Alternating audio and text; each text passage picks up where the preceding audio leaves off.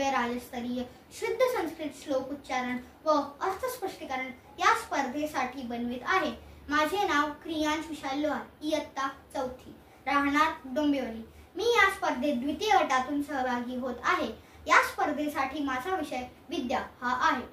विद्या नाम नरस्य रूपमधिकं प्रच्छन्न गुप्तं धनं, विद्या भोगकरी यशः सुखकरी, विद्या गुरुणां गुरुः, विद्या बन्धुजनं विदेशगमने, विद्या परं दैवतं, विद्या राजसु पूजिता न तु धनं, विद्या विहीन पशुः।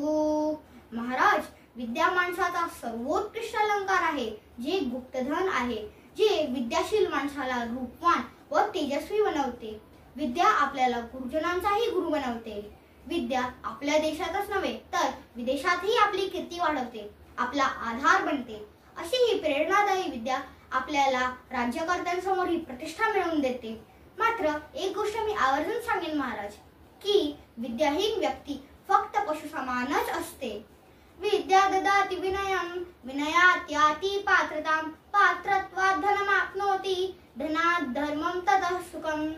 महाराज, आपण म्हणतो विद्येने काय होते, तर महत्त्वाचे म्हणजे विद्येने ज्ञान मिळते आणि ज्ञानी माणूस विनयशील असतो। ज्ञानी माणूस फळं असलेल्या झाडांसारखा वाकलेला असतो आणि आपल्याकडे ज्ञानरूपी फळे सर्व जगाला वाटून अज्ञानाच्या अंधकारातून जनसामान्यांना बाहेर काढण्याचे महान कार्य करतो। विद्या आपला प्रकाश उगवत्या सूर्याप्रमाणे दाही दिशांमध्ये पसरवते।